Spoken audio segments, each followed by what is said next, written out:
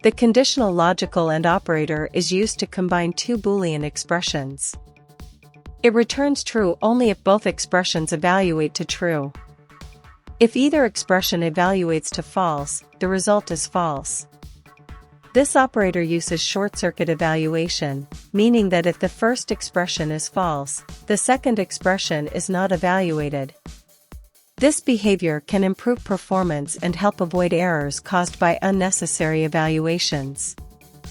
The operator is commonly used in conditional statements, such as if statements, to ensure that multiple conditions are met before executing certain code.